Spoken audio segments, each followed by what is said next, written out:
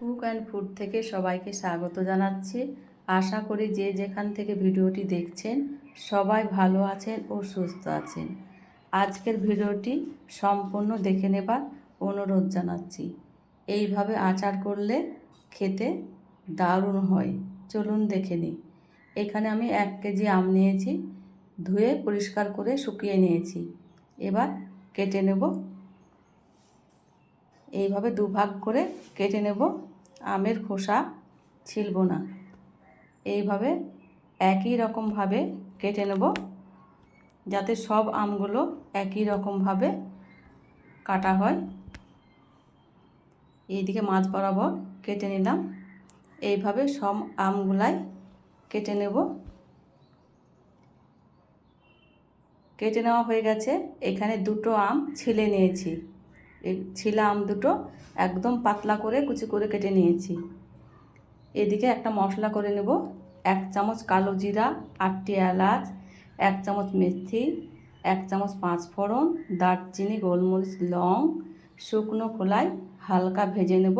ভেজে গুঁড়ো করে নেব। ভেজে নেওয়া হয়ে গেছে, রেখে দিলাম। গ্যাসে কড়াই চাপিয়ে দিয়ে সরিষার তেল দিয়ে মৌরি দিয়ে দিলাম 1 চামচ, হাফ চামচ হিং দিয়ে দিলাম, একটি তেজপাতা। আমগুলা দিয়ে দিলাম।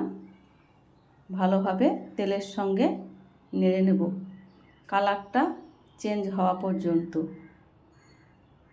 কালারটা চেঞ্জ হয়ে গেছে। যে আমের খোসা ছিলে রেখেছিলাম ওপর দিয়ে দিয়ে দিলাম।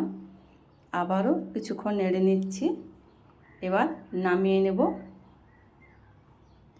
দেখুন সেদ্ধ হয়ে গেছে। নামিয়ে নিয়েছি। এবার কড়াই ধুয়ে পরিষ্কার করে এখানে 400 গ্রাম আখের গুড় দিয়ে দিলাম। এখানে 3 চামচ মতো জল দিয়ে দিলাম। গুড়টা গলিয়ে নিচ্ছি। গুড়টা সুন্দরভাবে গলানো হয়ে গেছে। ওপর দিয়ে দিয়ে দিলাম বিট লবণ, লঙ্কার গুঁড়ো, হলুদ গুঁড়ো, কাশ্মীরি লঙ্কার গুঁড়ো। গুড়ের সঙ্গে ভালোভাবে মিক্স করে নিচ্ছি। ভালোভাবে মিক্স করা হয়ে গেছে। আম দিয়ে দিচ্ছি ওপর দিয়ে। এইভাবে আরও 1 মিনিট ভালোভাবে নেড়ে নিয়েছি। ওপর দিয়ে 6টি খেজুর দিয়ে দিলাম। যে মশলাটা ভেজে রেখেছিলাম গুঁড়ো করে ওপর দিয়ে 1 চামচ দিয়ে দিয়ে আবারও 1 মিনিট নেড়ে নিয়েছি। দেখুন কালারটা তো দারুণ হয়েছে। আপনারা একবার এইভাবে করে দেখতে পারেন। খেতে অসম্ভব মজার হয়েছে। আমি নামিয়ে ঠান্ডা করে একটা বয়মে ভরে নিচ্ছি। দেখুন আমের আচার তো আমরা অনেক রকমভাবেই খাই। পেঁয়াজ ছাড়া একবার এইভাবে আমের আচার করে দেখতে পারেন। খেতে অসম্ভব মজা। বন্ধুরা লাইক দিয়ে সম্পূর্ণ ভিডিওটি দেখে নেবেন। দেখুন ছোটরা কত মজা করে খাচ্ছে আর হেভি হেভি করছে। দারুণ হয়েছে।